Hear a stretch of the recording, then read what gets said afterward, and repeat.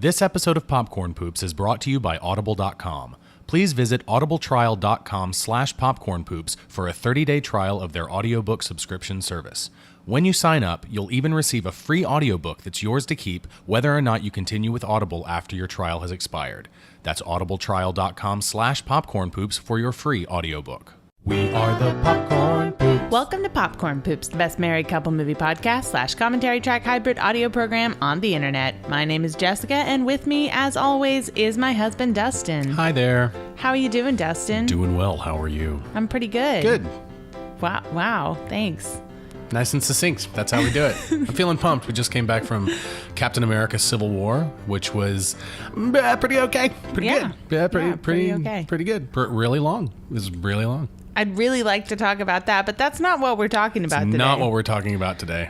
As always, you can find us on our website at popcornpoops.com. Follow us on Twitter at popcornpoops, or individually, I'm at jcasperkramer. And I'm at Dusty Cram. You can like us on Facebook, subscribe to us on iTunes or Stitcher, and also we have our merchandise shop online where you can show your poo pride. Yes, buy the goods. If you'd rather just throw money at strangers, then you can also do that by using the donate button.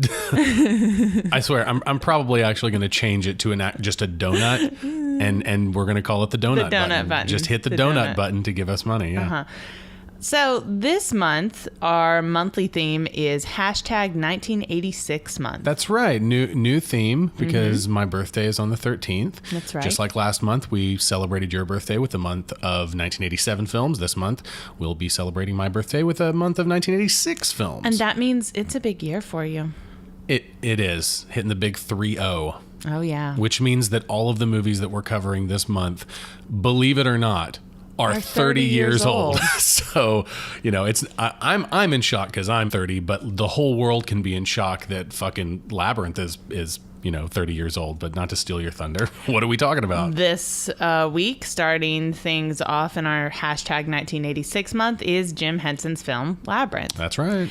If you're going to sync the movie with us, pause as soon as the title card reading Henson Associates Incorporated and Lucasfilm Limited present fades away.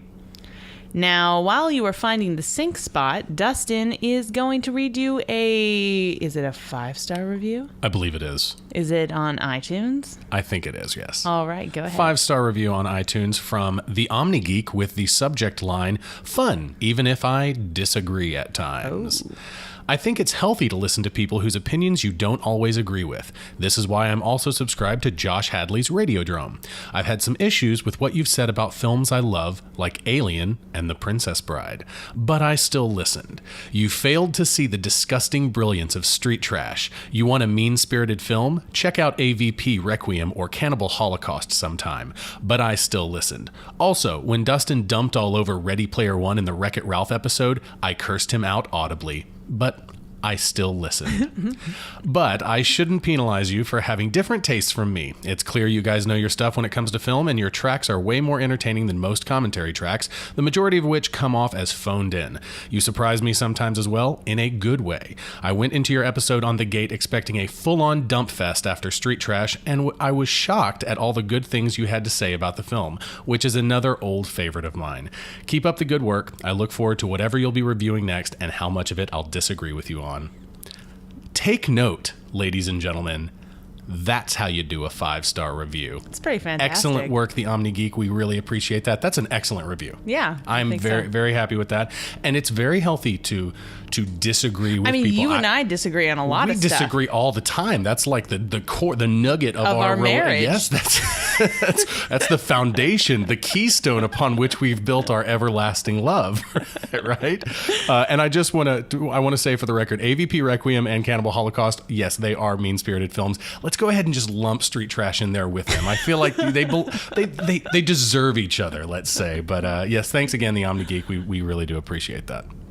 All right, so if you want to leave a review on iTunes or Stitcher, you are welcome to do so. And as always, we do really like those 5-star reviews. We do. But we also hold honesty very high. That's right. We hold it as one of the. It's a virtue, really, right? Yeah, I think so. Is that what they say? Honesty is a virtue? Sure, whatever. Sure, fuck it. That's what we say. So be honest, but 5 stars. 5 stars are pretty cool. All right, cool. It's time to start the movie. So, sinkers, press play at the beep after the countdown. Ready? 3, 2, 1. And we're off. And you're going to have some things to say about this movie that people disagree with, aren't you? Shocker.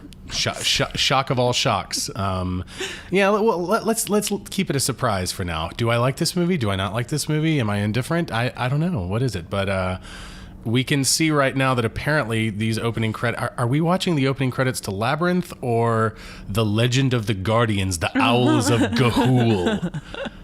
Directed by Zack Snyder. This is a shitty looking owl, though. It is bad, but it is 30 years old. It is 30 years old. And I mean, look at how you look. Do I look as bad as that owl? Thanks, sweetheart. Yeah, this is the first, as I understand it, the first fully CGI animal creature that was attempting to be like photorealistic, like a photorealistic looking animal. I mean, you see an owl like this, and then you go see The Jungle Book that just came out, for example, and holy fucking shit, we've come a long way. It's pretty shitty of us to make fun of the owl here, then. Right? It's a little shitty, but of us. I had to make a Ga'Hoole joke because who can't? That's the other go-to joke is Harry Potter, but that's fucking played. The Legend of the Guardians, The Owls of Ga'Hoole is a much better choice. But yeah, it is actually the first photorealistic CGI animal character in a feature film. And we've got the opening credits just kind of play over black here. We've got Brian Froud, we just saw conceptual design. And he worked also on The Dark Crystal, of course, which we both liked a whole lot. We did an episode on that. And we'll talk about that later too. But yeah, also I don't know that we picked this because David Bowie passed away this year, but yes, of course, we can go ahead and get that out of the way. Rest in peace, David Bowie. Do you have a history with David Bowie at all? While we're listening to his voice? No, I don't think so at all. His beautiful voice being... Well, this is you. I think this might be... I think this is the core of my history. This is the extent of your history and with Mr. Bowie. I think so. I have to be honest. I don't like... Prince's death hit me a lot harder. I had a long history with Prince's music. He's kind of been one of my favorite artists for a long, long time since I was pretty young.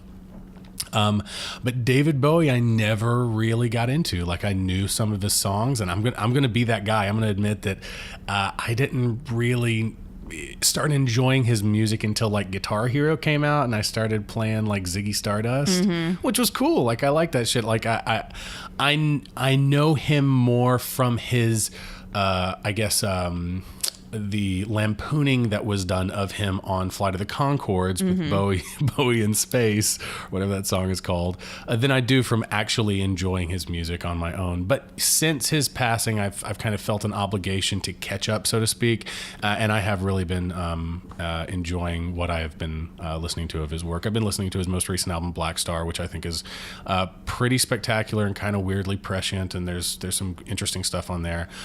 As an actor... he's good in Zoolander. I have to be honest, I just wasn't. Prince and Bowie just weren't my thing, and I know that's very not popular, especially now that they're dead. Like, now it's... But, I mean, really, though, come on. How much did we talk about them before? Well, maybe you didn't. Well, I didn't. But yeah, as we'll get into Bowie's performance in this, but yeah, I don't know. I think he's a born entertainer. Yeah, I mean, I think he's in this movie fine. I guess he's fine. He's fine, I guess. I don't know. He doesn't really do much for me. In fact, there aren't any performances in this movie that really do anything for me, if I'm being totally honest. I think Jennifer Connelly's pretty wooden and terrible. I don't think the script is very strong to begin with, and I think her delivery... I never noticed it until this watch, but some of the dialogue's really bad. Yeah, some of it's... it's pretty bad, and she doesn't really elevate it. She can't really elevate it, and we've got little baby Jennifer Connelly here, and this is one of the first things she did, if not the first thing that she ever did. And I just don't think... I don't really care for her character. That's the other thing too. I The know that I'm bigger not thing is I don't supposed like the to. character. I know I'm not supposed to at first, but I feel like there's a reconciliation of the character where you grow to like her over time that I don't think the movie pulls off. No, I don't think so either. The thing about this character for me is that I should love this character. I should totally relate to this character from the get-go. She's a girl who's into theater. She's into fantasy. She's into fairy tales. Or LARPing, maybe. I don't think Lightning bolt. Oh my God. I don't think that wearing a princess dress and saying, reciting some lines from what clearly is a play or something is ridiculous. I don't think that's ridiculous. I know you want to talk about what we're seeing. Oh, right yeah. now, so you've got all the dolls and stuff that are showing up on the screen. Obviously, there's Didymus. There's the ballerina one was her when she's in her dress. There's the labyrinth. Scene. There's a labyrinth there. There's these books that are obviously, inspiration for the story that we're about to see, particularly the Lewis Carroll books, Through the Looking Glass, Alice in Wonderland, The Wizard of Oz. That's bomb, but not, yeah. Hans Christian Andersen, his classic fairy tales. What else is there? Let's see. Sendak's Outside. I didn't look it up. Oh, you did? Did you not write down all the books that were there?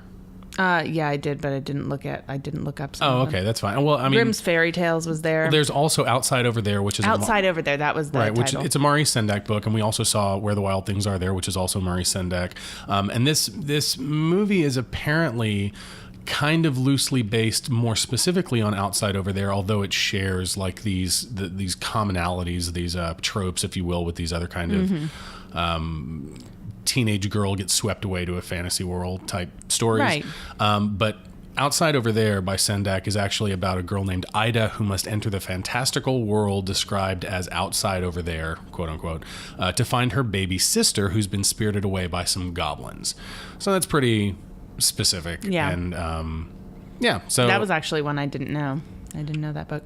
But Sarah, let's get back to Sarah, played by Jennifer Connelly. Well, first, I think this is a story of an insufferable Anglophile who reads books and drinks tea and speaks in a forced transatlantic accent, and she also has a proclivity for hallucinating.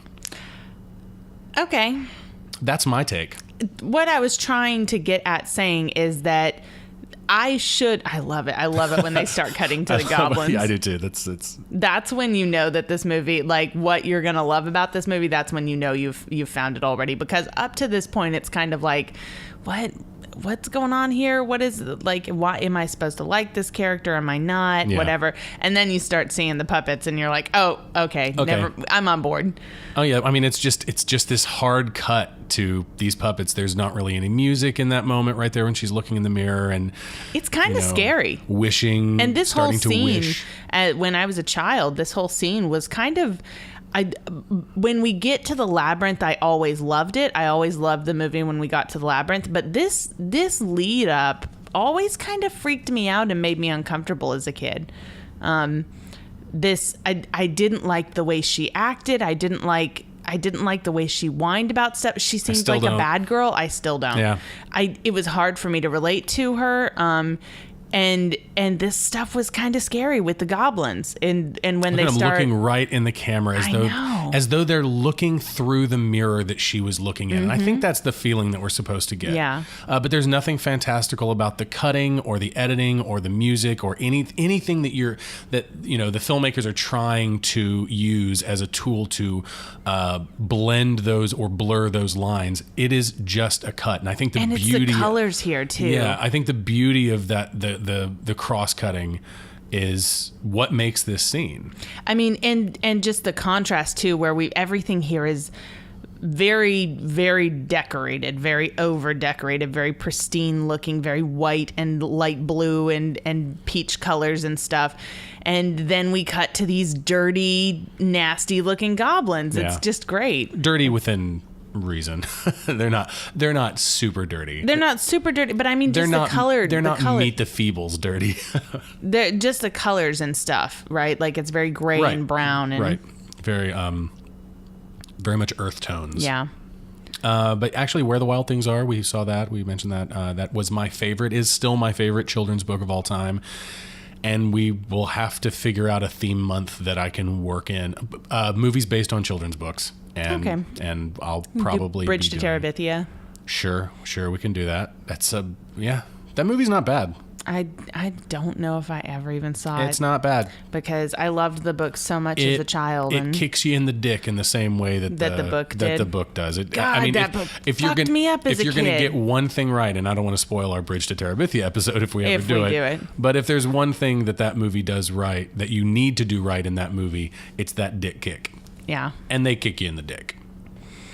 So I love this part here. I say I love it, but when I was a kid, it bothered me. I mean, and that cut right there, that's horror movie.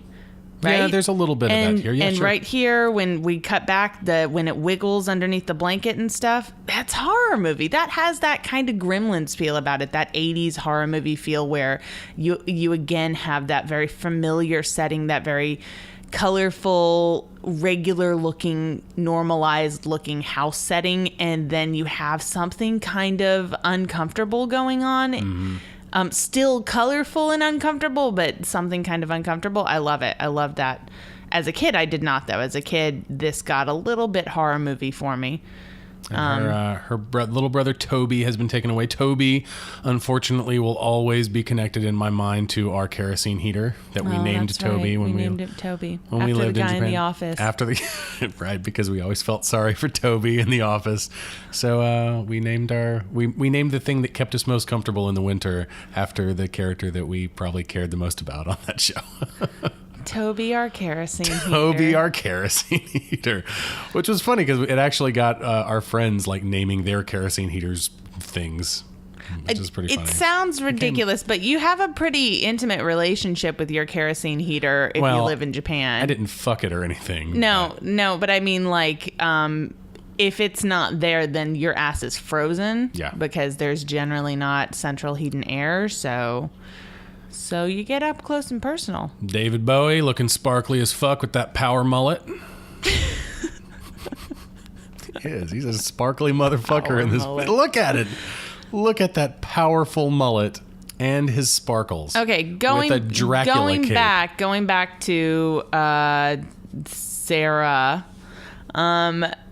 I should love this character. I should totally relate to this character now. I should have related to her when I was a child watching this movie because, I mean, she's kind of an exaggerated version, or maybe not even an exaggerated version of me. I'm not going to deny that I may or may not have dressed up in costumes and recited fantasy stuff to myself in a mirror a few times in my life.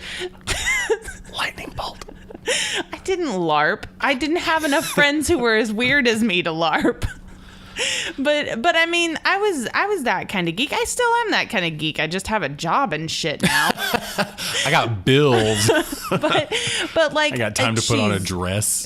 Her head's in the clouds. She's reading too much, and she's reading that fantasy shit too. So like, I should totally relate to this character that puts on a dress over her jeans and runs to the garden to go play pretend by herself in the woods. Like, I should totally relate, and I don't, because she comes off as whiny and she comes off as irritating, and I don't ever really feel like it comes back around. Like, she has that character change in the way that it feels contrived. It feels forced. Oh yeah, absolutely. It feels like, well, this is the part where she learns about responsibility. There's a big hill that you have to get over. The kind of the barrier that you have to cross over in order to start sympathizing with her or even empathizing with her is you have to get over the fact that she starts this movie as a fucking irredeemable brat.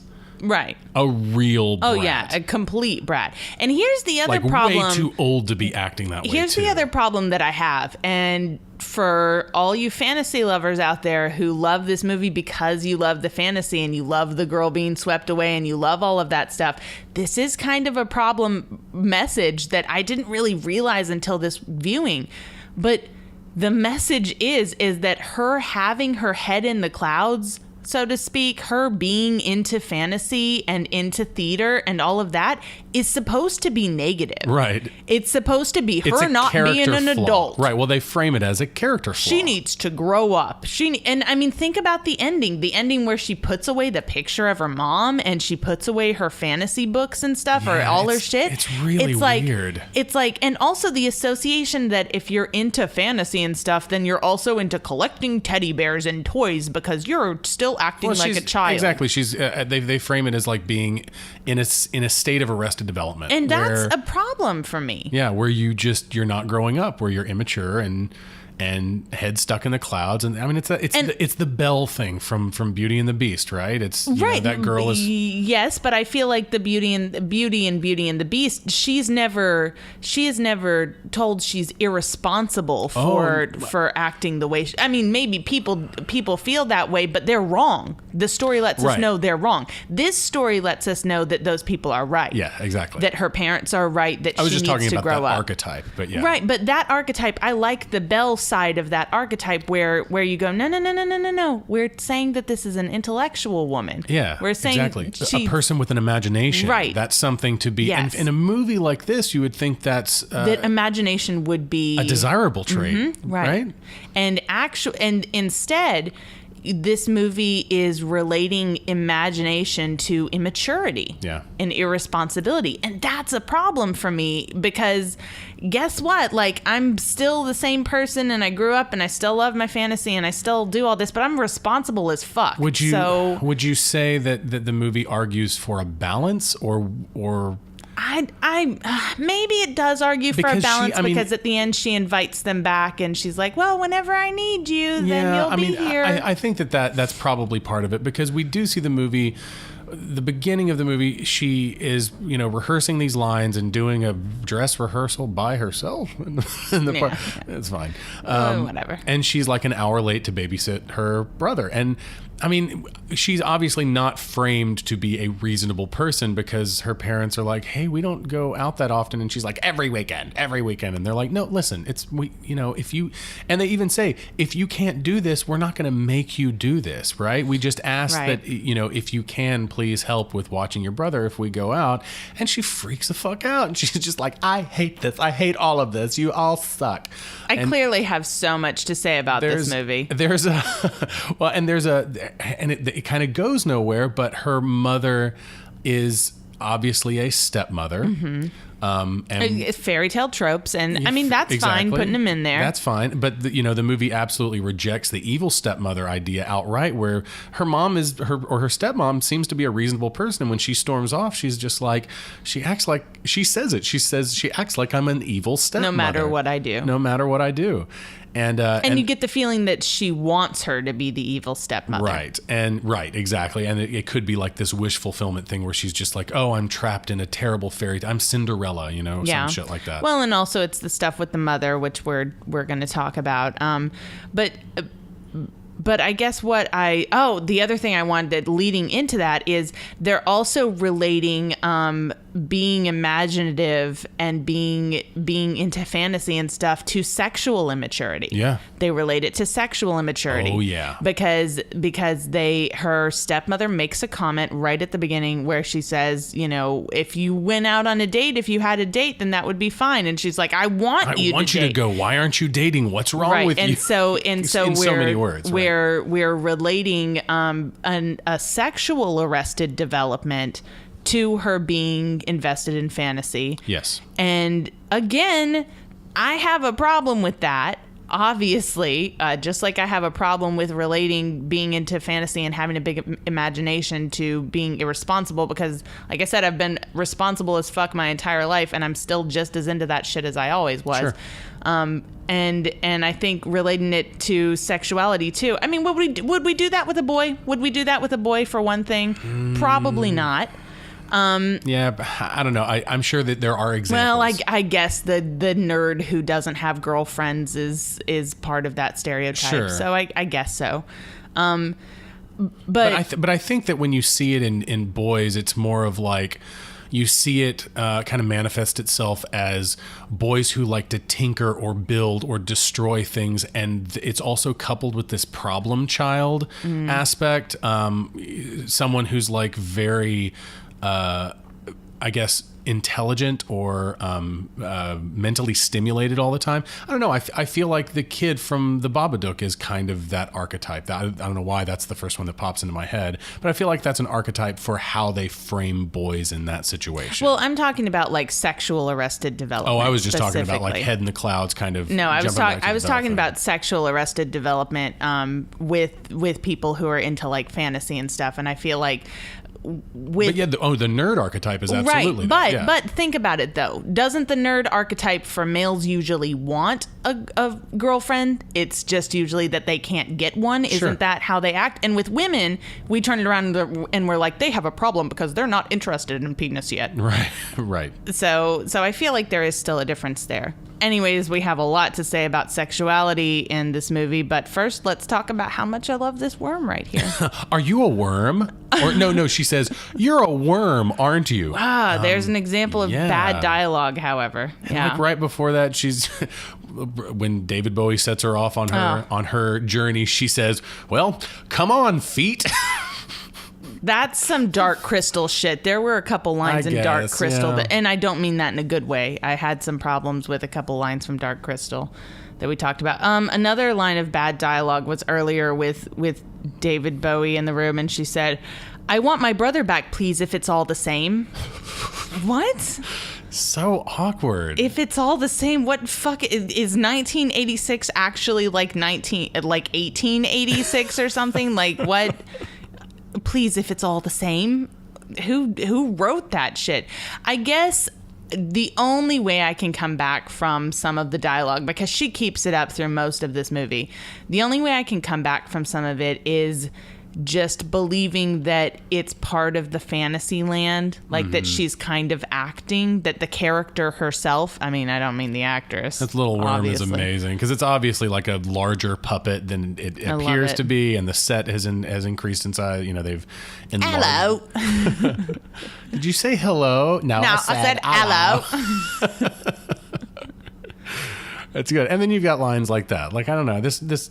I wouldn't say I dislike this movie, and I guess I can go ahead and put it out there, but obviously I've got issues with this. I think this movie kind of is not super successful at its goals. I think if you want a cool, weird puppet movie by Jim Henson, you watch The Dark Crystal, because that is far more interesting and far weirder. Far more like classic fantasy too. Yeah, like it's really, you've got the dark against the light. You've got, and then how they have to come together. I feel like the end. production design in that, there's a lot more going on. There's a lot more interesting things going on in the story and with the characters, and just kind of all around. Like this feels like a David Bowie vehicle to me. It feels like let's put a rock star in a movie with puppets and see how that goes. It's really experimental. I will definitely say that's the case in some regard because of the music, which this is a perfect time to talk about the music in this movie. Magic Dance. Because we're doing Magic Dance. Magic Dance is my favorite song. I'm guessing it's most people's favorite song. It's the one everyone remembers. It's the one everyone remembers and can recite the lyrics to. It's catchy, I guess. It is, but I'm sorry. I don't think the music in this movie is very good. No, I don't think so. I don't think this is a good song.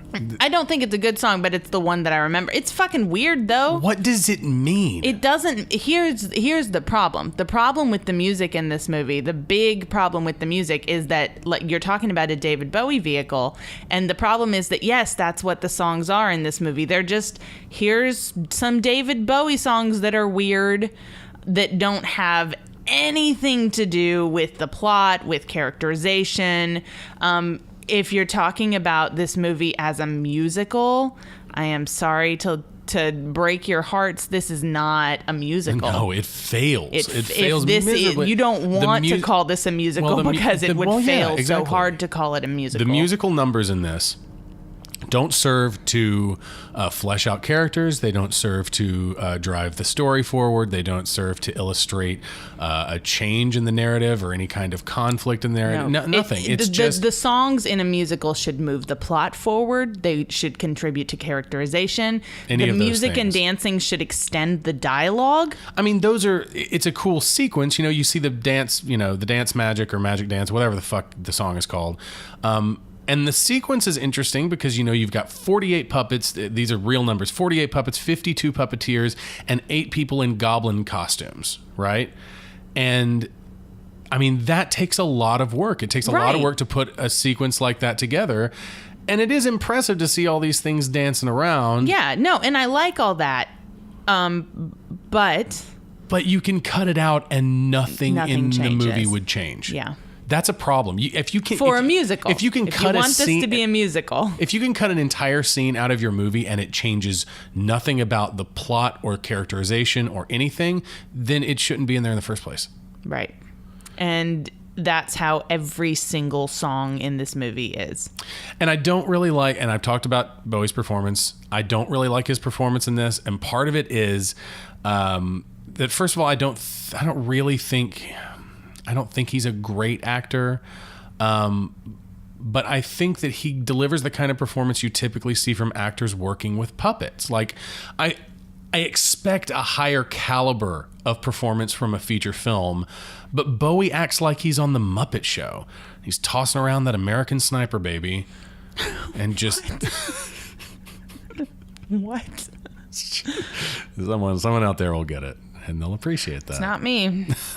It's not for you, sweetheart. I'm sorry. Thanks. Also, I have it. Well, we'll talk about it a little bit more later. But you can, full on see his dick and balls. Oh man, there's so much penis in your face in this movie. Dick and balls all day. And there's so much of it because what do you call it? You call it a moose. Moose knuckle. I know some would disagree with me, but have maintained since my college days that a camel toe is what a woman has, and a moose knuckle is what a man has, just because it's simply a matter of size, really. But yeah, anyway, so, but, you've got David Bowie in this movie, and he's got the huge moose knuckle. His dick and balls are on full display, and you've cast him alongside puppets. And the puppets, a lot of them are about waist high. So you frame up a puppet in the shot next to David Bowie, and what are you going to see? You got penis. You got penis. You got penis in your kids' movie. You penis happy in your about face that? in your kids' movie. Lots of penis. But yeah, that's, aside from the outline of David Bowie's cock being all over this movie. There are a few shots where you can see it all. You can see the head of the penis. Just watch his penis. Just wait. Just wait. Labyrinth, starring David Bowie and co-starring David Bowie's penis. Jennifer Connelly's third build. Fifth if you bill the balls separately. I have so much to say that's not about his penis. Let's talk about the liar's paradox. Here we go. We tackled this. So she's in the liar's paradox scene where she confronts the two doormen that say, one of these guys is a liar and one of these guys always tells the truth. So one of these gates leads to the castle. The other gate leads to certain death. You can only ask one question to one of us. What is it going to be? And we tackled this. This is something that we even talked about the Labyrinth in our arcade episode, right? But we tackled this in our episode way back in, was it January maybe? Maybe. When we covered, of course, Albert Pune's Arcade. And in Arcade, they fucked it up. Oh, they fucked it up really bad. In Arcade, they fucked it up because, what did they say? They said... They set it up by saying, I tell the truth, and this one always tells a lie. And that was like they weren't lying about that. They just straight up said, I always tell the truth, and this one always tells a lie. So she goes, I think she actually goes to the one who tells a lie and asks I don't know, maybe she didn't. Says, but you're lying. I don't know. They fucked it all up. In Labyrinth, this movie kind of gets it right. I think we said they get it right. I think they get it right. I don't know.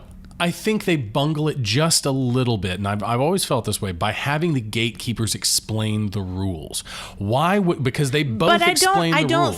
I don't think that does bungle it, though. It just means that we can't trust the rules. They tell her that she can only ask one question. Sure. But that person could be lying. We just don't know. You might be able to ask more than one question. You might be able to ask more than one question. So you say they bungle it, but I don't think they really do. I think I mean, if you're really talking about... It doesn't totally bungle. Like, I think it still works, but I think it's kind of weird because we're not drawn to... I don't know, to expect that to be a lie. Like, I agree with that. Our attention is not drawn to that. Where, they don't use that to make the scene more interesting. Right. We're supposed to believe that rules are just the rules. We're supposed to take it for granted that they are telling the truth when they explain the rules, although the rules include them saying one of us always lies and one always tells the truth. Here's the thing about the liar's paradox. As many times as we have talked about the liar's paradox and we have explained the liar's paradox and I have understood it, if my life depended on the liar's paradox, I would still die. I would still die every time. You'd I get would in the freeze situation and I'd be like, oh, fuck, I don't remember which one. I have to ask a question. Fuck, I don't know. And I would die. The trick to the liar's paradox is you ask either one what the other one would say, and then you do the opposite of that because you're involving both parties and forcing one to speak for the other, which means a lie will always be involved. I mean, I can memorize that, but I still don't remember how it works in my brain. I have to think really hard. And I think we discussed the logic of it in the arcade episode. So if you want to go back and hear us stumble our way through that, we do spell out the logic of why that works. But if you just want the trick, you ask one person to speak for the other person and do the opposite of what they say. That's it. Let's talk about the writing on their shields, because that's really specific. There were runes on their shields. It looks like Tolkien's Dwarvish. It does look like Tolkien's Dwarvish, which is obviously based off of Celtic runes. Lightning bolt. Go ahead. I'm sorry. I found one website that said that it was not some kind of made-up Elvish, but actual Viking runes, which is where goblins originated. And I had so many problems with that statement. I just want to argue with this website that I found right now, because number one, it doesn't look like made-up Elvish. It looks like made-up Dwarvish. Let's be real here. Sure. Number two, goblins didn't originate from Vikings and like Nordic lore. I mean, I'm sure that Nordic lore has some type of version goblin, of but so does everything. The Germans have kobolds, Scottish have brownies, Scandinavians have Nisei, English has the hobgoblin, and a bunch of other fucks. Like, there's so many goblins from all around the world. You can't tell me that goblins came from somewhere. That's right. America has Donald Trump. Topical.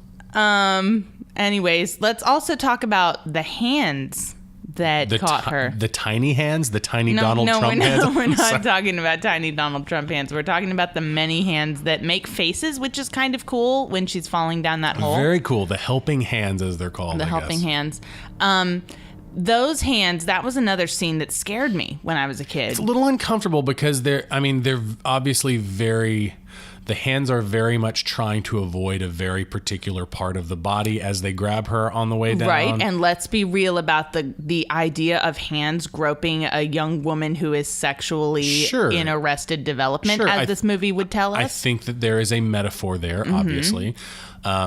But yeah, I think it's really cool. They had a bunch of different prosthetics they put on the hands to kind of make them look weird and old and green and shitty. But what I really want to say about the hands is that scene kind of scared me when I was a kid. And the first time that you had to use nitrous oxide? Nitrous oxide? When I was at the dentist. Yeah. The first time I was a kid and I had to have a tooth pulled or something, and they gave me nitrous oxide.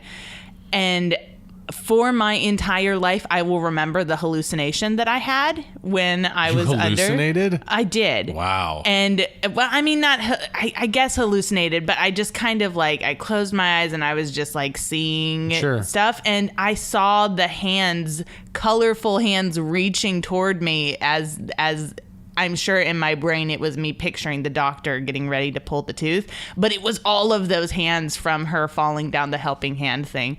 And that's what I saw when I used drugs the first time as a child. Legally. Legally. You legally did whippets at the dentist's office. Right. That was the first, and for my whole life, that's what I associate nitrous oxide with. And this scene. Let's talk about the oubliette, because the helping hands kind of led her into the oubliette, which is a secret dungeon. It's an actual thing. It's a secret dungeon with access only through a trap door in its ceiling. It's also called a bottle dungeon. Okay. It's, I think, Hoggu, what's his name? Oh, man. I can only remember the name that isn't right. Because she calls him a Hogwart. Hoggle is his name. Hoggle, okay. But she calls him Hogwart. She calls him multiple Hogwart, times. Which is actually, actually comes from the famous British humor book, The Complete Molesworth by Geoffrey Willens and Ronald Searle. That's probably... The word Hogwart? Yeah. Well, Hogwart, spelled differently, is also a type of lily. And it's also the school that Harry Potter attended alongside his lifelong J.K. friends, Rowling on her Hermione website. Granger and Ron Weasley. J.K. Rowling on her website said, in story, the location and name of Hogwarts were both chosen by Rowena Ravenclaw, who dreamed that a warty hog was leading her to the cliff by the lake. Oh, I see. Well, at least we know where... She said in an interview she just made it up. Okay, well, all right. At least we know where she got that one. Oubliette, and she probably stole the name Harry Potter from the movie Troll. It's possible. Oubliette. Comes from the French word... I'm going to fuck this up so bad. Say it. I don't want to say it. You say it. Go ahead. Oublier. I mean, it's way better than I would have done. Oublier. Which means to forget. Oublier. I can't get the R. The French R fucks me up always. But it means to forget. And I think Hoggle actually says an oubliette is a place that you put someone when you want to forget them. Mm-hmm. And that works because oublier means to forget. And these bottle dungeons were used for prisoners that the captors wished to forget. The first use in French dates back to 1374. Ah, wow. Thanks for the... In Walter Scott's Ivanhoe in 1819 was the earliest adoption in English. Now you know everything you wanted to never know about the word oubliette. About the word oubliette. I'd forgotten that the word oubliette was a word until rewatching this. I'm like, oh yeah, oubliette. That's a good one. I'll never use it. Unless I write a D&D campaign. You gonna do that?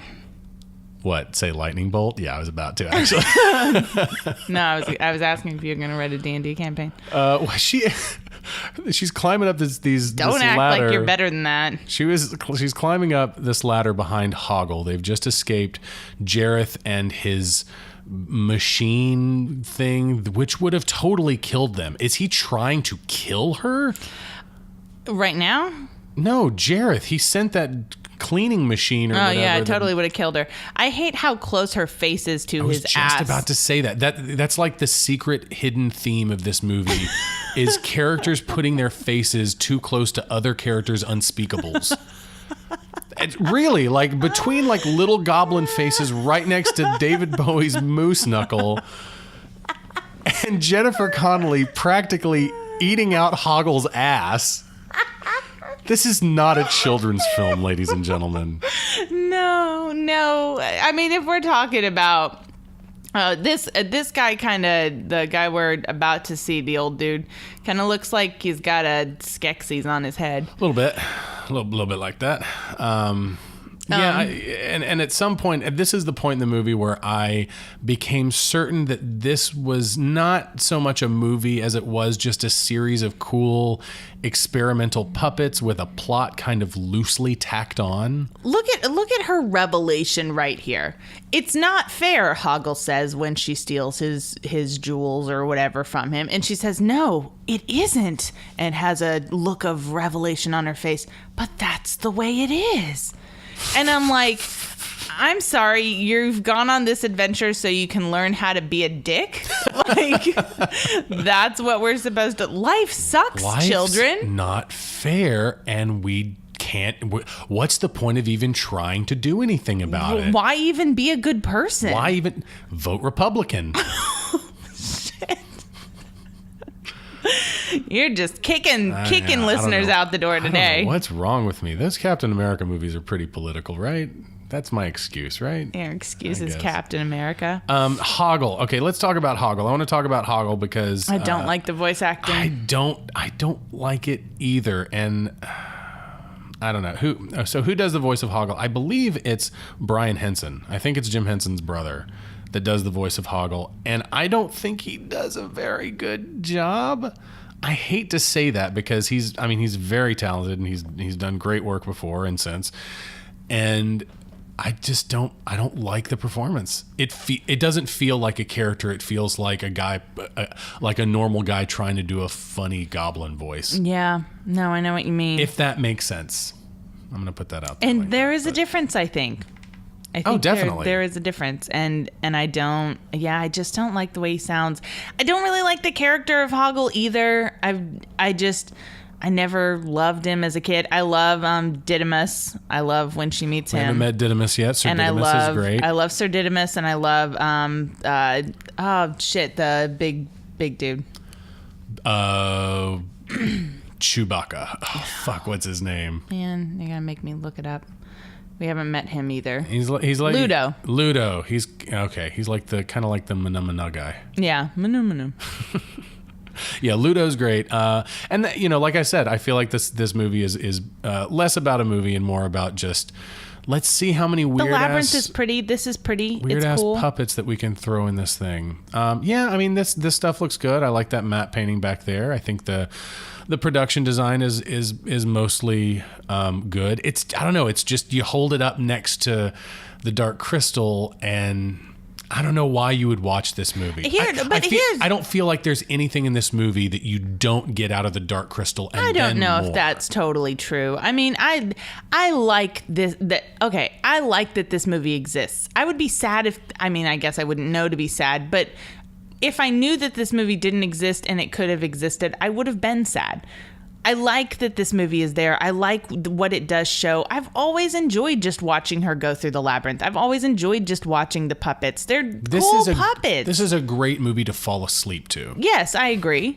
I agree with that, but I don't say that as a bad thing. I know you don't. And I don't always either, but I don't know. I guess in this case. Oh my God, these little things fucked me up as a kid too. Oh, the little creatures on the end of the sticks. They look like mutated fetuses. They look like something from a Cronenberg film. They do, and they've got the giant teeth, and they're on a stick, and they're being used to bite. And what's up with these rocks? Oh, because Ludo has the rocks. Yeah, Ludo can call them. He can call the rocks because rocks. So are friends. they're going to help her because she's going to help him. Which character was it that said in that scene where they were talking to the guy with the Skeksis hat? There's a quote. Quite often, it seems like we're not getting anywhere when we are. Who said that? Was it? Hoggle? It might have been Hoggle. I think that kind of describes the movie. You're watching this movie and you're like, they're not getting anywhere. What is even happening right now? What's going on? Oh, I guess they're making progress. Okay. Oh, another line I wanted to talk about. When she figures out the liar's paradox and she's like, I don't know. I figured it out. I never understood it before. I think I'm getting smarter. And I'm like, you never understood it before? What are you talking about? In what situation did you have to deal with the liar's paradox? Yeah. Is the play that she's reading when she's acting, are these things supposed to be the things that happen in that play? Maybe. What is it? They don't give us enough context. Is it ever for that, clear what the play is? It's called The Labyrinth. Oh, okay. Or it's So called it's Labyrinth okay. or something like that. That's what the playbook says. I assume it's a play. I have to assume from the way she's reciting the lines and from the way she says she can never remember that line. I mean, she has to use those lines specifically later. And I like the line that she has to use, the one that she always has trouble remembering. I can never remember that line. And the line that she can never remember is you have no power over me. And I think it's cool that that's like, she can never remember that, this evil character has no power over her, and it's when she remembers that he has no power over her. It's the Nightmare on Elm Street right resolution. Yeah. And I think that's cool. I think that's a fun little tie-in there. But anyways, yeah, maybe she's acting out the play. Maybe these are all parts of the play. I think that's possible. I think that they should have given us a little more though to make that be real, and for some of these lines to matter, like the line where she says, "I never understood it before." I don't think it's ever not clear in The Wizard of Oz, for example, which we did an episode on. Right. It's never unclear about this world kind of being influenced by the world that she came from. Right. We only really get one shot in the movie, and that's the kind of the trucking shot that goes along all the things in her room before we see her sitting in front of a mirror to see all of those things, all the books and the little things and the labyrinth, right. The maze board game or whatever and it is. And the pointy doll that looks like the things she's going to find later like that catch on fire. And all that kind of stuff. And, that's fine and all, but in The Wizard of Oz, we have characters that are established before she ever goes to Oz. We've got the people that she works with at the farm, and we've got the wicked lady that wants to kill her dog and all that kind of shit. Annie M and Uncle Henry are strangely absent from Oz for being such a big part of her life, but we do talk. We're not talking about the Wizard. We do talk about that in our episode, so go check that out. But I mean, but what I'm saying though is that maybe these are all just supposed to be events that take place in the play that she's been memorizing. Sure, it could be clearer. But it should be clearer if that is the case, because the reason it should be clearer, the reason that it matters, is that she says things in this movie that don't really make sense for her to say unless she was reciting a story or living out a story that she already knows. Also, her reactions to things. Let's be real. When she sees the talking worm, and her shocked moment is, "You're a worm, aren't you?"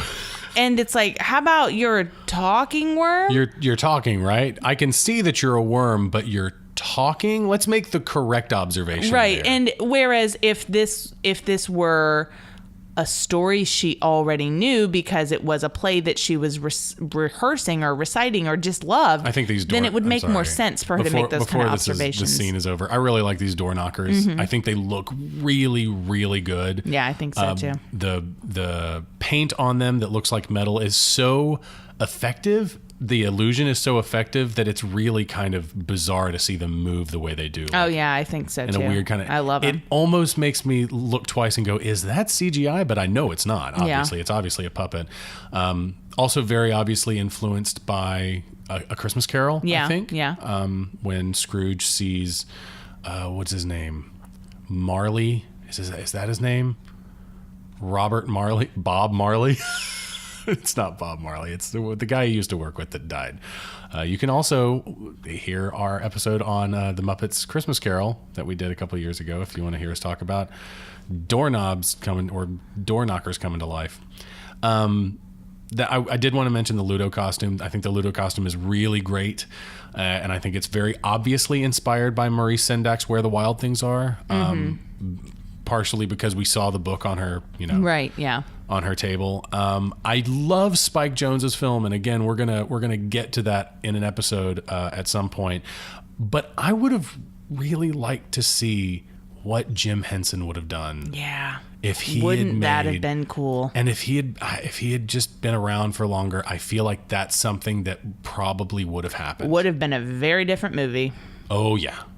Completely different movie. Probably have a lot more humor in it. Would have been maybe for children instead of not for children. Yes, I think so. You want to put a class of elementary school students on your bad side really fast. I've told this story before, but I thought I was substitute teaching one summer at your school, and I was given a second grade class, and we had some extra time, and I thought it would be just the greatest idea to put on Spike Jonze's Where the Wild Things Are for a room full of 7-year-olds. And it took about 10 minutes, 15 minutes or so. I don't know. He was maybe he just got to the, titular Where the Wild Things Are, before the class just mutiny, straight up mutiny. Mr. Dustin, this is the most boring movie I've ever seen in my entire life. Okay, all right. So I put on Sword in the Stone, and all was right with the world. Anyway, where are we? Let's talk about her mom. All right, let's talk about her mom. We didn't really get into it that much. Yeah, so way earlier in the beginning of the movie, we saw a scrapbook, and the scrapbook that she's looking through has Linda Williams, her mom, has pictures of her and pictures of David Bowie. Together, yes. Which, if you've never caught that before, then probably we should have been faster and let you know right up front. How is a kid going to notice that? Like that's no, the a thing. kid wouldn't notice that. Yeah. I don't know if you're even really supposed to notice it unless you're just a geek like us and you're looking for these kind of things. But that's such an important piece of character. Oh, it is important, but it's also really fucked up, and we're going to tell you all about why it's really fucked up. There's a weird psychosexual component to this movie that bothers me. Penis. Framing. It's also the way he's standing. He's just like, just got it I just pointed think I'm out. going to thrust my hips out this way and show my cock off, right? Push the penis out. So David Bowie is in pictures with her mom. Yes. And there are playbills and stuff from her mom. Theater actors. They're both theater actors, and the headlines in the newspaper clippings say things like on-off romance, back together, the onstage kiss, Williams love, it's all over, blah, blah, blah. And in the novelization of this movie, they spell it out a lot more. Are we getting into novelization talk? Just a little bit. That's exciting. Let's keep going. So in the novelization of the movie, Linda, an actress in the theater, married businessman Robert Williams sometime prior to 1970. In either 1970 or 71, Sarah was born. However, in the 80s, their relationship fell apart, and her and Sarah stayed close. And during her career, Linda met an actor called Jeremy. And Jeremy Jareth, right? Okay, so Linda and Jeremy embarked on an affair, and that's when her marriage ended with Sarah's father. But Sarah and Linda stayed close together, and apparently her 15th birthday, they were together. Her quinceañera. Participating in the glamorous world of the theater. But yeah, so that's her relationship with her mom. In the novelization, they give a little bit more of it. We're going to talk about why that's fucking weird that character that her mom had an affair with is David Bowie. Mm-hmm. But first, we're going to talk about how much I hate this song and I hate this scene. Here's another scene, another musical number that could be totally excised out of the movie and would change nothing. This was another scene that I guess there were a lot of scenes in this movie that as a child bothered me. You know what? I mean, like I say that, but this is really like a obviously it's a movie about her going through a maze. So you really could excise any one portion of the movie and the movie would still work because that's how the movie works. Well, and it's the kind of maze where it's not, it's not like you have to make this choice correctly or that choice correctly. It's a labyrinth. There are many ways to get but through I don't know, it, like I guess I don't mean it in that way where the movie wouldn't make sense or something like that. I just feel like you don't lose anything when you lose the scene where the weird what are they, fire goblins or something like that? There's a name for them. They have a name. I have a name. Of course they have a name. I don't like them. They're the ones that take off their heads and stuff and their limbs go in all sorts of weird places. I mean, there were two that had their butts connected just a second ago. And I always forget about this musical number. I do too. I think it looks, thankfully, it looks terrible. It's a terrible song and it's so bad. It still looks like it's part of the finished film and it looks like something that was supposed to be cut out. And like the effects compositing wasn't refined at all. Like this looks like like a DVD bonus feature, like, oh, watch this weird music number that they took out of the movie.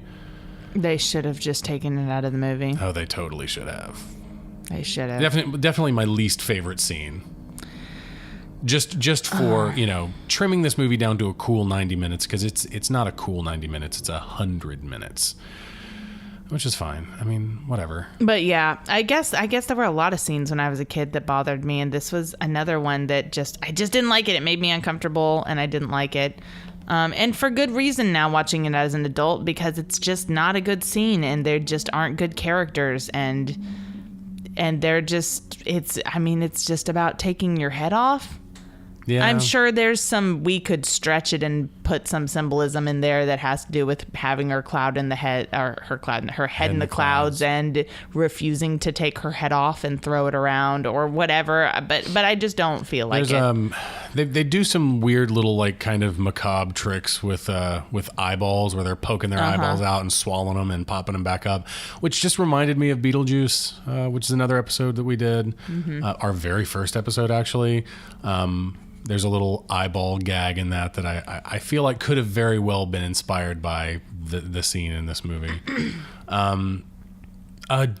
Did you see the rocks, like the perspective art on the rocks that looks like David Bowie's face? Oh no. When she comes out of the cave. No, I know what you're talking about. Yes, actually, when Hoggle and him are talking. It's like this split sculpture. Yeah, it was actually invented by Jim Henson and Debbie the Roboteer. For Labyrinth, that's how she's credited, I guess. It looks like a series of rocks until the camera pans, to the correct angle. I'm sure you've seen stuff like this online. Like there's a pretty popular one where it's like just a big pile of junk, and when you look at it through this little lens, everything lines up, and it's like a portrait of Van Gogh or something. But yeah, it was actually... Yeah, there's some puzzles in the Drake games where you have to do that. Yeah, it was developed over several nights just to get that one shot, but it's pretty impressive. The only problem with it is that like it's only made up of, it looks like 3 rocks, and even when they're not lined up, you can still tell it's like, well, that's still obviously an eye, and that's obviously a mouth on that rock. Yeah. But anyway, so let's go back a little bit. So the idea of the Goblin King comes from this guy her mom had a romantic relationship with. If we're going back to that. Yeah, okay. We're going to talk about that because I think it's so important to this movie and important to what's weird about this movie. So, because you have to take a little bit of an Oz stance, whether or not we're supposed to believe that she's reading from a playbook and this is part of the playbook that she was supposed to be practicing or just loved or whatever. We don't know that, but we can infer that these things come from a real world because we see the toys and stuff, and like her dog is about to show up. Her dog's going to be here. Her dog Merlin is Didymus's. Of course, her dog is steed. named Merlin.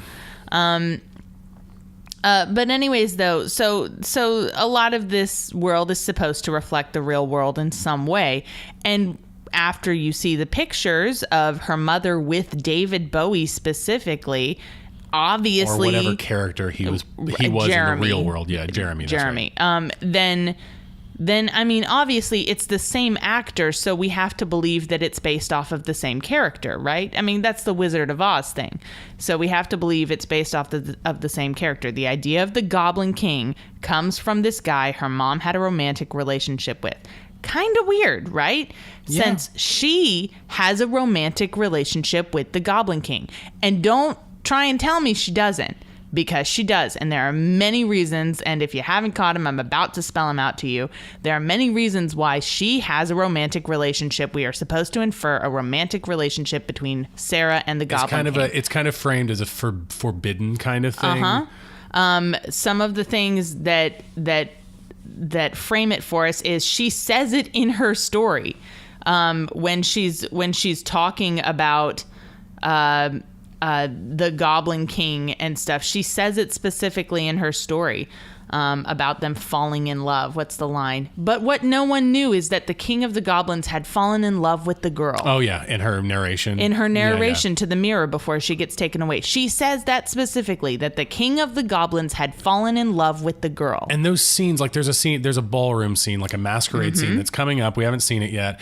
And I feel like, it's obvious those scenes are very sexually charged.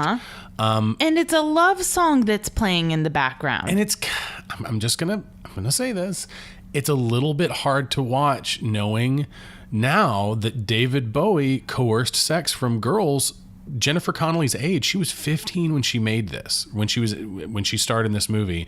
And there's this really great piece on Thrillist called "I Lost My Virginity to David Bowie: Confessions of a 70s Groupie." And it's a great read, and it's all about how this girl who was 15 years old basically got into the groupie scene. And you can take what you will away from it. I feel like the interviewer, the people that, on Thrillist side of things, they feel like there was some wrongdoing done there. But on the side of the groupie, she's a grown woman now, and she even looks back on it and says, "No, I knew what I was doing." So like, there's a clear balance there, and I feel like the reader can come away from it and make their own mind up. But from where I stand watching this movie and knowing that that's the history that he had in his professional life and his real life, that he was an adult man that fucked 15-year-old girls. I don't know. It's worrisome. It's bothersome. It makes this movie more uncomfortable than it already kind of is, because those scenes are so clearly sexually charged. And they are. The song that they dance together, and they've got the whole thing where like they're looking for each other in the masquerade ball, and they're there. She can't find him and she's trying to find him. It looks like a classic scene out of a fairy tale where the princess is looking for Prince Charming through the throngs of people. Sure. And the song playing behind them says things about falling in love. It says things like, "Within your heart, I'll place the moon within your heart." Like, it is a love song. It is about him trying to get her to fall in love with him. And it's kind of weird. And then again, remember, we set this movie up. We set it up with the stepmother saying those lines about you need to go on dates. Yep. Your problem is you're not going on dates with boys. I wish you were going on dates with boys. And so we are setting her up as a character that needs to find romance so she can grow up. And then we have her in a romantic relationship, and it is a romantic relationship. And I even felt that when I was a kid. I felt like it was, and I didn't feel like anything was wrong, because when I was a kid watching this, she was so much older than me. Sure. That it seemed like she was old enough. It seemed like it was right, it's totally fine for her to be it's fine. She's an adult. She's basically an adult. No, she's fucking 15. Yeah. Right? And so then when you are older and you're actually an adult, then you look back at 15 and you're like, oh God, it's a child. And then it's really fucked up because he's not a child. He is completely an adult, and it's weird. It's weird. And we are supposed to draw that connection. Let's talk about the bog of eternal stench and all of the bungholes that are... There are so many bungholes in this scene. So many bungholes just farting in this bog. And, she was hanging over the bog just a second ago, and Ludo calls the rocks. And the rocks they say that if you even touch the bog of eternal stench, you will stink forever. And he calls the rocks over, and they're very clearly wet. They are clearly wet with bog stench. With bog funk. And those, at the very least, those Birkenstocks are ruined. Are ruined. And Ludo, what's Ludo going to do? Those are his regular feet. His regular ass feet. He can't take them off. Totally takes me out. Totally takes me out of the movie. That's it. I'm done. So let's talk about the word Didymus. Oh, okay. For Sir Didymus. I knew you would look that up. Let's also just first briefly talk about how Sir Didymus is my favorite character in this movie. Of course he is. I think he's adorable. Ludo's got to be mine. Ludo's also Ludo is a close runner-up, but Sir Didymus is my favorite character. I love him riding the dog. Look how cute that is. That is adorable. I love the stuff he says. Before this day, I have never met my match in battle. Talking about fighting Ludo. It's adorable. I love how confident he is in everything he does in like every scene. And like, even when he's always like, he's totally trapped and there's no way he's going to win, he's always laughing like, oh, I've got you now. And he's like so ridiculously unintelligent, and that's adorable. So why doesn't she recognize her own dog though? I mean, that's a Dorothy Gale thing. Like Dorothy, it's not that Dorothy doesn't recognize Toto. She brings Toto with her, but like all of the people in her life that she doesn't recognize in Oz. But yeah, again, she doesn't react to the fantasy world at all. She doesn't react to any of it. That's so true. Does Dorothy react? I'm trying to remember. She reacts. I mean, yeah, she definitely reacts. She reacts to when she the sees the place. Munchkins for the first time. She's like, Yeah. I mean, it's a very like kind of what's the word? It's a very prim. She's kind of a very prim way and proper kind of way of, oh my, that kind of shit. Kind of the way Alice reacts to Wonderland. Very much so. Yeah, absolutely. But no, Sarah doesn't react at all. Why a peach? I'm going to talk about Didymus in a second, but why a peach here? I looked up, I was trying to figure out, I was sure that there was going to be some kind of symbolic reason for peaches being... Peaches are sexual. But they're not forgetful. This is a peach that's supposed to make her forget. No, but I think that they're kind of crossing wires a little bit with... like the idea of the poison apple, but making that apple a peach because a peach is a far more sexual fruit than an apple is. I mean, typically, like some lore and stuff with peaches in Chinese and Japanese mythology, they symbolize longevity, immortality, fertility. Egyptians used them as offerings to the god of tranquility. Romans associated them with Venus, which is where we're getting our sexuality and stuff from. It also looks like a crevice in the human body. Right. Did you know? Here's other random information you don't want. A student of Aristotle gave the current name to the peach. Wow. He was the reason for it. In a student of Aristotle named it the Persian apple because he thought it came from Persia. I want to mention it. I think this is the last time we get to see it. The juggling that he does, that Jareth does with the little glass balls. It's not actually David Bowie doing that. That's a juggler who is just kind of crouched next to him or behind him, putting his arms up near David Bowie and near David Bowie's penis. And well, I mean, you can't be in this movie unless you're going to be near his penis. I mean, it's true. It's in your It's contract, true. right? Yeah. It's in David Bowie's rider. Never to touch. Exactly. You can only look, but and get very uncomfortably close. In fact, never stop looking. But don't even reach for it. It's like a dog. It'll bite you if you like reach for it. No sudden moves Near the penis. near the penis. But yeah, that was actually a juggler who's kind of, he couldn't see his hands Playing or with anything David like Bowie's that. balls. Nailed it. It looks good though. It looks good. That's the end of the joke. Yeah, I didn't have anything else about the peaches. Just that some cultures use them as a demon repelling agent. The balls, the little glass balls, are, I think, also very much kind of a nod to the Wizard of Oz, and Glinda's floaty ball that she floats around in, and the crystal ball, the crystal ball that the Wicked Witch of the West looks through. But yeah, so we're finally at the masquerade scene where that looked like a Tengu mask, like the Japanese yokai. Yeah, it did. Some of these masks are pretty. I mean, and I love the juxtaposition in this scene of the really beautiful gowns and the really disturbing masks, the very grotesque masks and stuff, along with these beautiful gowns and beautiful costumes. I love that juxtaposition. I think it's really cool. I love the way this scene looks. I just hate the song, and I hate the insinuation that this song has. I don't think that we can spot her. I wasn't able to spot her, but one of the choreographers for the film is in this scene as one of the dancers, and she was credited as Cheryl McFadden. She also appears... Actually, 1 year after she appeared in this, she was cast in Star Trek: The Next Generation, and she changed her stage name from Cheryl McFadden to Gates McFadden, and she played Dr. Beverly Crusher. Oh, really? She played that role for 6 of the 7 seasons. And she's in here somewhere? Yeah, she's one of the dancers. Huh. Gates McFadden is one of these dancers, which is pretty cool. I wish I could spot her. But she's in a mask, so fucking how would I do that? Right.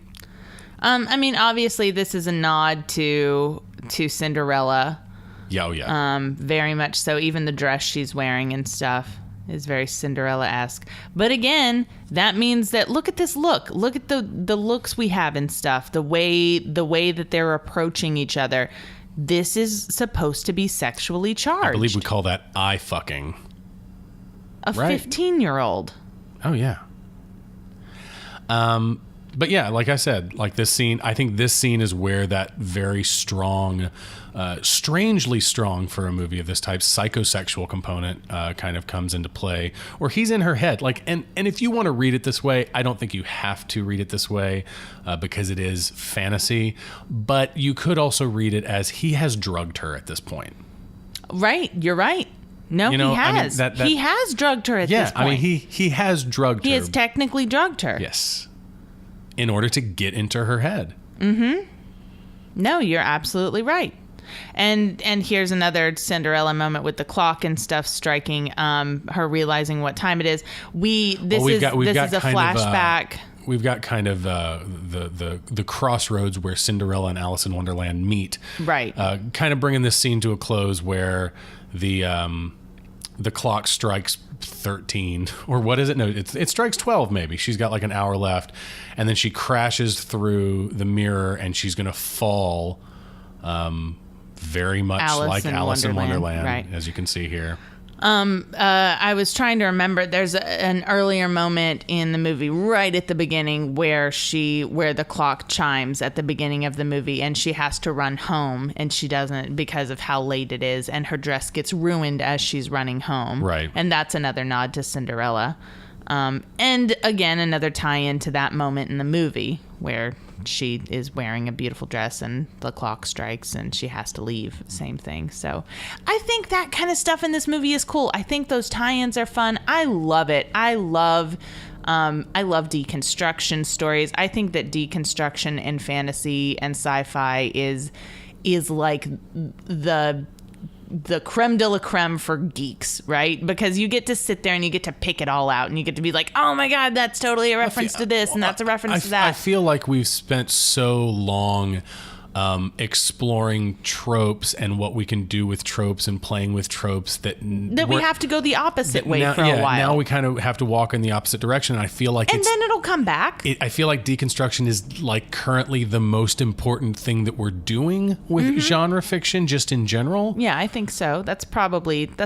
fair. And I think once we've done that for a while, and we come to understand the genres, the genre fiction that we've been consuming all this time a little bit better, then we're probably going to start walking in the other direction and kind of reaching farther and doing weirder, more interesting things. And then it'll probably swing back, and then we'll start deconstructing the new tropes and the new ideas that we've been exploring. And that's just, the cyclical nature of creativity, and it's totally fine. I think this movie has some of that in it. I think there are maybe not deconstruction, but there are at least nods to other fairy tales and kind of flips them, kind of makes them weird and dark and fun.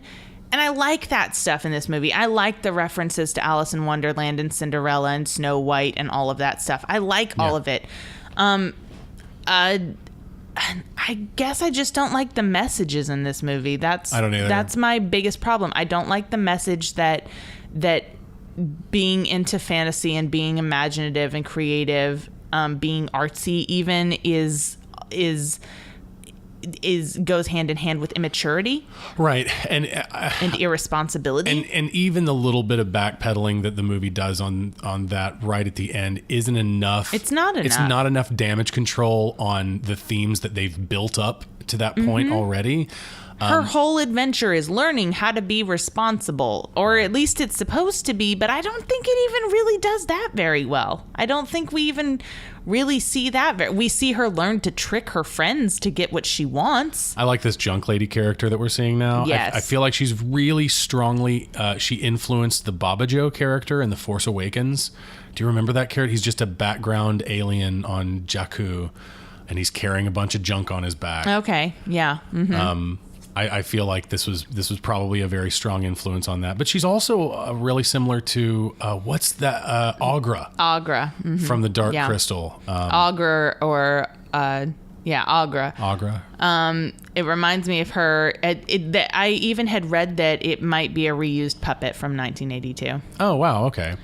And what she's doing here basically Scavenging Goblin is the name of this goblin. Is a scavenging goblin. Agnes is her name.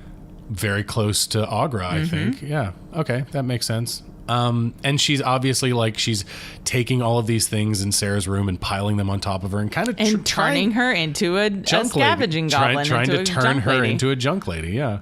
It's cool. It's a cool scene. I love how I never noticed that until this viewing, that all this stuff is kind of sticking to her as the junk lady's putting it there. Yeah, it is definitely sticking to her, much like it does to the junk lady. And I feel like the metaphor there is obvious, where, she's kind of carrying all these things from her childhood and she needs to let some of them go. And it's part of what you have a problem with in this movie is that, you have to let go of your imagination to grow up or something like that. And I do have a problem with that. I have a problem. I mean, come on, you're gonna get rid of your teddy bears. Let's hope you're gonna get rid of. I still have a couple. You have a teddy bear. I have a couple and I'm not saying you need to get rid of all your toys. You absolutely don't. Save them and hope that your children will like them, and then be disappointed when they don't and sell them on eBay. But those Polly Pockets some of them are worth some money now. So what about my Mighty Maxes? A couple of them are. But not like the Polly Pockets, right? Probably not. It's the same shit. It's the same little tiny choking hazard. That's the thing. That's it. No, it's not. Polly Pockets were way cooler. And way more dangerous. Anyways, they were equally dangerous. And anyways, what I'm trying to say is that the idea this movie has that you need to get rid of that stuff is outrageous. It's like, yes, of course you need to get rid of your toys as you're growing up, but that happens naturally. By the time I was 15, 16 years old and was starting to we were dating. Right. Starting to fuck. I don't know, the way your sentence kind of ran into the other sentence was a little weird. But. I wasn't trying to run it into the other sentence there. Okay. But we were dating by that point. I wasn't playing with my Barbie dolls anymore. Like, duh. I was into boys and stuff. That, like, I grew up. And I think that happens naturally for most people. You don't have to learn how to throw away your toys. And I don't think that... Well, for most people... Of course, there's always an exception. But I'm my bigger problem with this is the insinuation, is the symbolism behind it. It's the symbolism, which is the symbolism of her needing to throw away her toys means that she needs to get rid of this childish stuff. And that's the kind of attitude where people have people associate fantasy and children's literature with being childish and with being immature. And that's a huge problem for me. If you're reading children's literature that doesn't work on an adult level, then you're reading shit children's literature. Let me just tell you right now. If you're reading fantasy that only works for kids, then you're reading shit fantasy. So obviously, like that, oh God, that message pisses me off a lot. Did you notice that, what's his dog's name? Ambrosius? Ambrosius. Is that right? Ambrosius neighs like a horse. Yeah, it's cute. Is it cute? I love that Ambrosius is so scared of everything and runs away all the time. And then Didymus is so brave. It's so obvious that he's a puppet. Like, he goes from being a real dog to being a really obvious puppet. But this is a fun little sequence where they've got a big practical, like a real, actually there iron golem that's being operated by a little goblin that's inside. That's very cool. It is cool. It's very cool. But yeah, you saw this little bone for the steampunk nerds, right? Mm-hmm. Yeah, I think so. I think any giant golem operated by a goblin or small person or creature or something is definitely a bone for the steampunk nerds. What do you think about the ADR in this movie?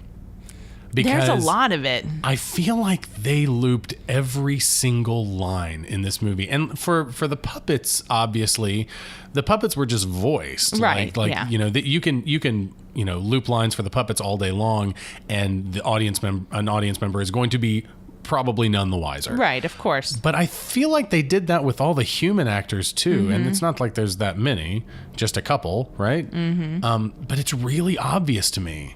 Yeah. No, I think so.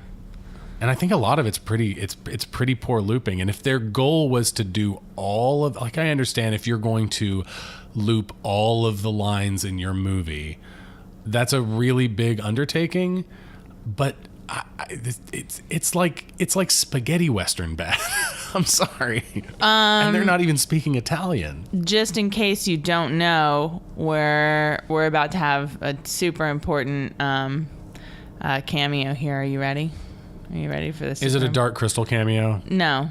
Oh, okay. Because there's a Dark Crystal cameo coming up. Kind of. No. I'm sure it's way better than that. Okay, when is it? I mean, it's the very next scene. Once they go through the doors here, if you blink, you'll miss it. What is it? Is it something I'm going to be angry about? You'll be mad at me for saying it's a cameo. Okay. Well, when they go through the doors here, let me just put that out there. When they go through the doors here in just a second, you can see some animals running around, and one of them is called a crawly. Here we go, right here. Look into the distance. In the distance? Up the street. I don't see it. It's just going to be a kitty that runs by. That's all it was. God damn it. That little crawly thing. Do you see that crawly thing crawling on the ground? Kitty. That's called a crawly, which is a furry shellfish that's eaten by the Skeksis during the feast in the Dark Crystal. Yeah, the kitty was just a regular kitty. And the clock does say 13. You were right. There are 13 hours on the clock. Let's talk about the number 13. You want to talk about the number 13? Oh God, are we getting into numerology and Labyrinth? Okay. I mean, just a little bit. So she gets 13 hours before her brother becomes one of the goblins forever. But does that mean he becomes a goblin, or does that mean he just gets a power mullet? And a cod piece? Well, look at all these dwarves pissing off of this fountain. There's a lot of pissing in this movie. We get introduced to Hoggle. Pissing. And then there's a dwarf pissing fountain. We just walked by it. Which I'm pretty sure a puppet pissing movie is something that Peter Jackson would make, and maybe not Jim Henson, but I've been wrong before. So number 13. 13 is, of course, a popular number in fantasy. Just like 3. 3 is also a popular number in fantasy because of religious, mythological, mathematical, etc. Isn't it the number of rings of power that exist? The number in Lord of the Rings? Yeah. Yes. Is it? So, We're going to be bad geeks here. Hold on. 9 for the... Oh, shit. Don't. Oh, why'd you fuck yourself? No, I think there's more. Because there's 9 ring wraiths, and that's the men. Mm-hmm. 4 for the dwarf lords in their halls of stone. Oh, wait. Three rings for the elfin kings under the skies. 4 for the dwarf lords in their halls of stone. 9 for mortal men doomed to die, and 1 for the dark lord on his dark throne. That's 17. Yeah. Oh, shit.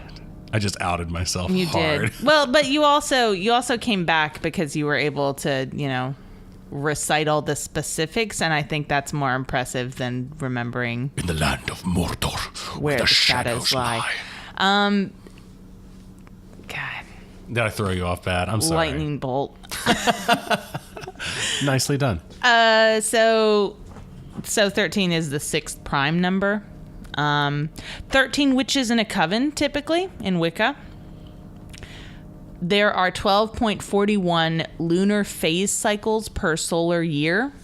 And so, why are you rolling? Gosh, fuck you. Some say that 13 represents femininity because the 13 menstrual cycles in a year. We're talking about like those lunar cycles again. I would buy that before any of the others because I feel like this is really about young womanhood. But we adopted a solar calendar, of course. So also a year with 13 full moons instead of 12 was a problem for monks who were making calendars. Oh, we're about to see the hint for this episode. So, this shot right here. There we go. That was the hint for this episode, and 2 people got it on Facebook. Taylor Nelson, who doesn't have a plug for anything except for us. Just plug ourselves. So listen to Popcorn Poops. Oh, too late. You're already listening to Popcorn Poops. Taylor Nelson, who actually gifted us with a wonderful gift. Yes. it's of T-shirts. a pretty awesome gift. She said they were late Christmas presents, but they were matching or almost matching Dark Crystal T-shirts of Fizzgig. Yeah, and they're wonderful. And they are super wonderful. And we're going to soon take a picture with them on. We will. We'll put them on and take a picture and post it because Fizzgig deserves it. And on Twitter, Cinematic Randomness correctly guessed the hint. So he's actually one of our poo pals. Go check out his website at cinematicrandomness.com, if I can say that. All right, let's continue. In Italy, 13 is a lucky number. Look at that skyline. I love the Goblin skyline. Awesome. Just so busy and crowded with the shit. Town, the Goblin Town crooked and skyline. Twisted. It's great. Super fantastic. Yeah. I love the houses. I love the way they look. And the guards, like I like the design on these guards. I don't know. They're weird, like dragon creature things that they're riding. Yeah, I don't know. I think it's probably their big heads and the spears or something, but they've got kind of a winky quality to them, like the Wizard of Oz, the witches guards from the Wizard of Oz. Okay. Although they were wearing like big fuzzy hats or something. I don't know. There's something about them that reminds me of that, but it's probably because this movie draws so much on Alice and Wizard of Oz and all that kind of stuff that I'm just kind of in that headspace right now. But anyway, do you have more on 13? No, not really.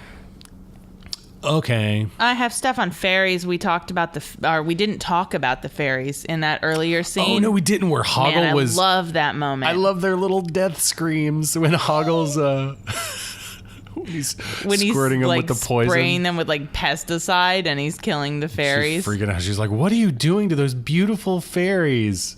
Again, not really commenting on the fact that, hey, these are fairies. Right. Again. But, yeah. What did you and then of course one of them bites her. What did you expect fairies do? I thought it did nice things like granting wishes. Shows what you know, he says. and for real though, yes, shows what you know. Because way too much to explain. If you feel like learning about fairies, go get yourself a book on fairies and read it, because that's about what you need to know about fairies. But I mean, depending on what culture you're looking at, you could be talking about a demoted pagan deity, a spirit of the dead, an elemental, a hidden people, a supernatural race. Most of the early stuff about fairies is about protecting yourself from fairies, from their malice and their pranks, and also not offending them. Any form of sudden death back in the day might stem from a fairy kidnapping, people would say, with the apparent corpse being a wooden stand-in with the appearance of the kidnapped person. Consumption, like tuberculosis, was sometimes blamed on the fairies forcing young men and women to dance every night, causing them to waste away from lack of rest. In Scottish lore, you've got the Seelie Court, which are the more like the nicer fairies, but still dangerous, and then the Unseelie Court, which are the dangerous, malicious ones. A lot of lore with changelings when you're talking about fairies. I love changeling lore. I think changeling lore is so interesting. But they can be so many mythical creatures. And I think it's cool that this movie plays off of them from the way that fairies are supposed to be, which is kind of evil. I want to retract a statement I made before about David Bowie not really being a great actor. I think that he didn't have very many opportunities to show what a great actor that he could have been.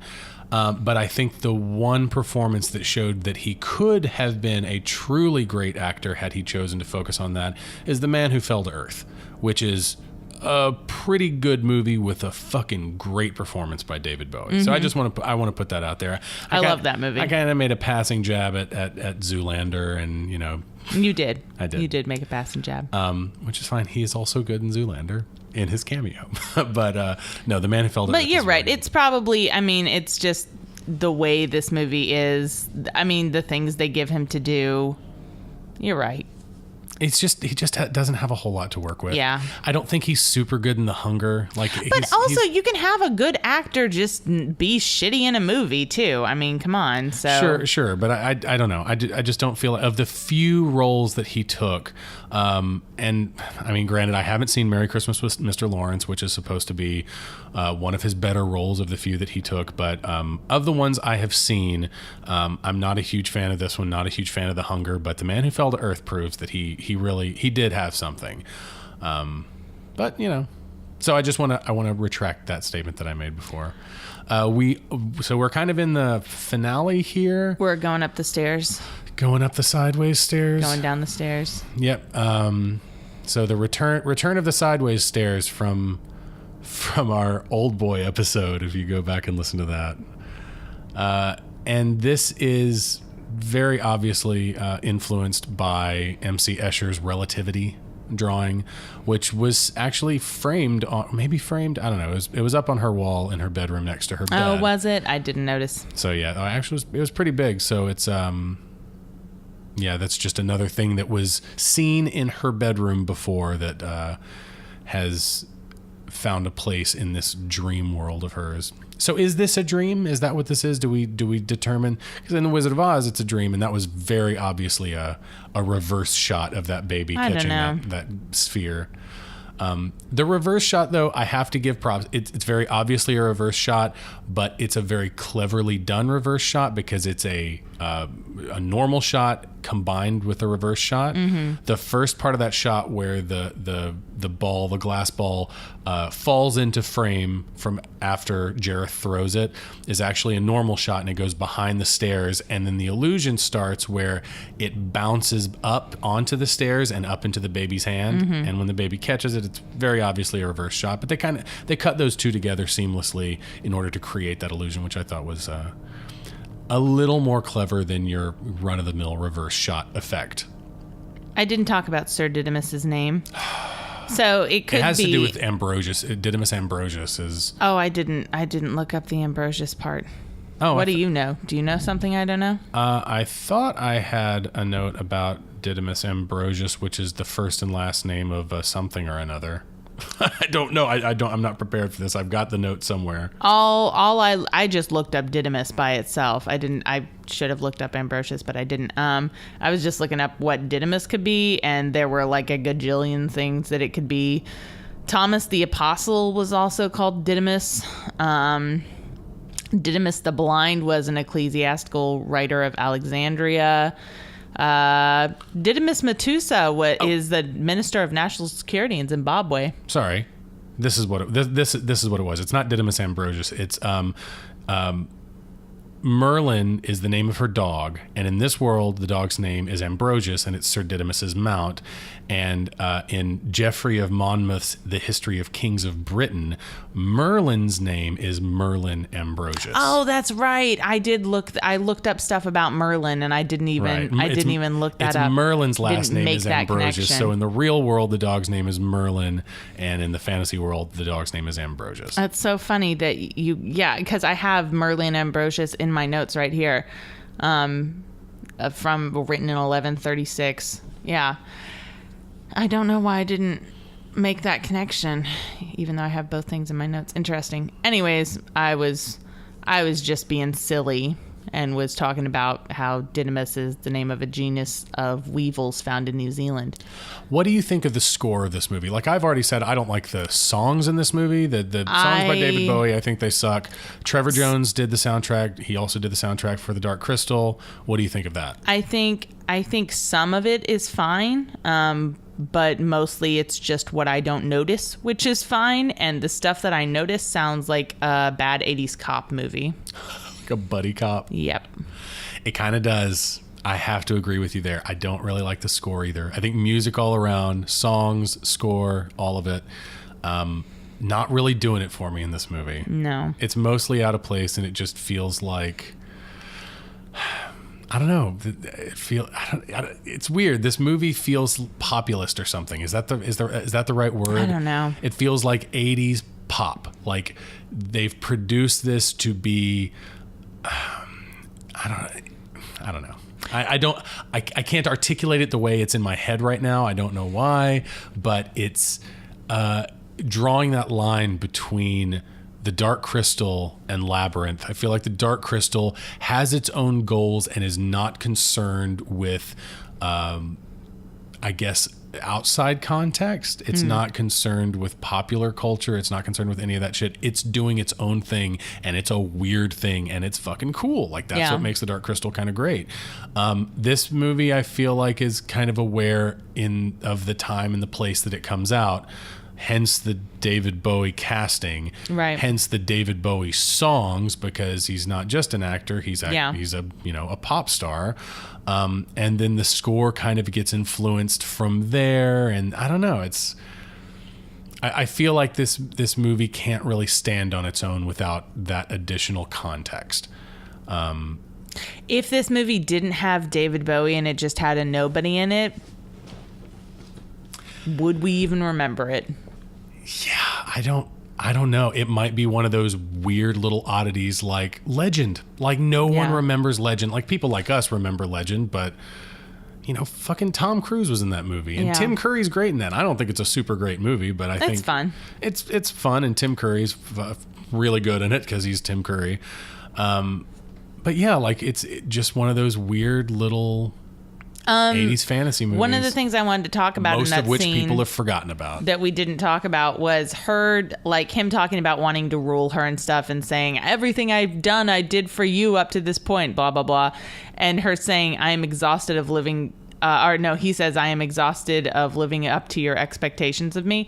Man, there's some Kilgraveness going on in there, right? He's very much got a Kilgrave Purple Man from Jessica Jones, of course, quality to him. And maybe it's just because we've been watching that recently, but God, that's all I could think of during that scene. But he uses these, they are mental abuse techniques. Like, the way he talks to her about stuff is very similar to gaslighting, making a person misremember how things actually were. Yeah. In order to serve your own ends. That's mental abuse. Yeah. And that's what he does. And fortunately she sees through it, and she gives him the old 1-2 Freddy Krueger. I still don't totally get what the ball does that he keeps trying to give her.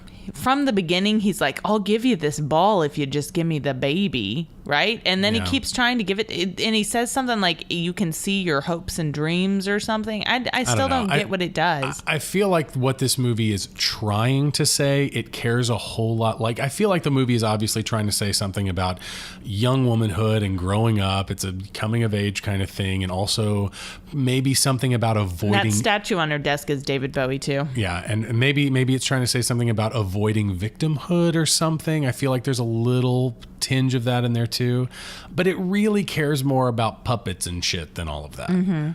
So I don't know. But yeah, anyway, we're coming here to the yeah, and here's the ending, where, like I said, movie. she puts the toys and stuff and her pictures and whatever in a dresser, and she's putting that stuff away, and then all the puppets come back, and she has them in her room, and you guys will still.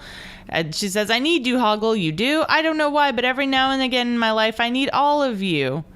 And again, weird dialogue, but also just a weird message that I don't. It's like this movie couldn't really make up its mind about what it was trying to say, and the stuff that it does try to say, I don't really like. Jareth was originally strongly considered was Michael Jackson to play Jareth, as opposed to David Bowie. Jim Henson wanted Sting to play Jareth, but his kids told him that David Bowie would have more lasting appeal. So he went with David Bowie. I think that's true. Compared to Sting? Yeah, I think that's true. I don't think young women in their late 20s, early 30s these days have the same feeling about Sting that many of them do about David Bowie. Yeah. But how much of that is because of this movie? Also true. Had Sting been cast, would Sting be different? Would we have a different opinion of him? That right. image among people, people in our age group. I don't know. It's things like that you can think about. I don't know if Michael Jackson is a weird choice there, though. I would have kind of.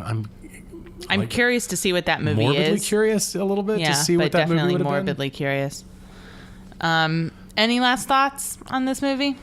I don't hate it. I know we have shit on this thing 8 ways to Sunday, but I don't hate this movie. It's fine. I I still like this movie. And I know I've been kind of neutral or not happy with it as we've talked about it. And most of my childhood memories from it are of being uncomfortable. Let's say I don't hate this movie, but I can't really say that I like this movie. I do like this movie. I do like it. I'm not like in love with this movie, but I still like it. It's still a fantasy movie from my childhood that stuck with me, that I enjoyed. I still love the puppets. I think they're cool. I think it looks cool. I like the obstacles she faces. I think it's fun. I think the puppets are the coolest thing about it. But other than that, I think the performances. But I don't think it's a very good movie. The performances are bad. I feel like production design wise and art assets wise, you can get a lot more out of the Dark Crystal than you can from this. I feel like the music is not good. I may have said that just now. And then for me, the biggest thing is going back to the message. I have a problem with the message. And also the weird sexual stuff too. It's kind of and the way it just weird. plays around with tropes in not interesting ways, like the just regular fantasy tropes that they don't really. I don't know. I don't know. I'm okay with the tropey stuff though. I think that's fine. Anyway, it's over now. That's it for Popcorn Poops. Don't forget to stop by our website at popcornpoops.com. Follow us on Twitter at Popcorn Poops or individually. I'm at J. Casper Kramer. I am at Dusty Cram. You can like us on Facebook, subscribe to us on iTunes or Stitcher, and if you want to donate to our donut button, please do. Then please click that donut. It's not a donut yet. It's not a donut yet. I might change it to a donut just because. Because I fucked up and said donut a few episodes ago. I guess I'll never live it down. And of course, there's the Popcorn Poops merchandise shop. If you have any ideas for merchandise, if you have any ideas for T-shirts that you would like me to design and put up there, let us know. If there's any like funny quotes or anything that we've said, because we're not terribly introspective and self-examining or anything on our show. I don't know what we've said or done that has resonated. I don't really listen to the show. Yeah, I don't think you ever have. So if there's anything that you would like to see in our merch shop, please reach out to us and let us know. If you want to help out the show in a different way and get a free audiobook, go to audibletrial.com/popcornpoops and sign up for a free trial. You can keep the audiobook forever. Every week we feature a friend of the Popcorn Poops podcast. That is our Poo Pal. So affectionately, we refer to them as our Poo Pals. This week's Poo Pal is the Projection Booth podcast. If you want to be a Poo Pal, get in touch with us through our website or social media and stick around after the episode for a little message from the Projection Booth. Dustin. Yo. What are we watching next week? It's about to get weird. It's going to get weird. Weirder than Labyrinth? Weirder than Labyrinth. Pooplings, we are jumping into the world of one filmmaker by the name of David Lynch. And for the second week of #1986 month, we will be jumping into his movie, Blue Velvet. And that's going to be a thing. Are we going to have to be serious next week? Yes, but not too serious. Okay. Are we going to have to think? Definitely. Okay. Definitely will.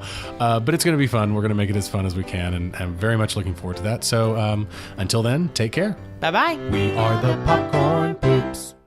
Hi, I'm Mike White. And I'm Rob St. Mary. And we're the hosts of the Projection Booth podcast. If you haven't heard of the Projection Booth, that's okay. But we think it's time that you have. We've been doing this for over 3 years now. And we think we're doing a pretty good show. Every week we look at a different film and put it in context. We try to bring you interviews with the people behind the films. Or experts on a subject matter covered in the film. We don't specialize in any one particular genre or type of film. We try to examine every aspect of cinema. From every corner of the globe. Even at 3 years, we barely just scratched the surface. But we're ready. We're ready for you to listen to us. That's right. Now's the time to give us a shot. Download us through our free smartphone app. Or through Stitcher, iTunes, Geek Juice Radio, Jackalow. Or our website. Projection-booth.com. We'll keep making great shows. Now it's your turn to listen to them.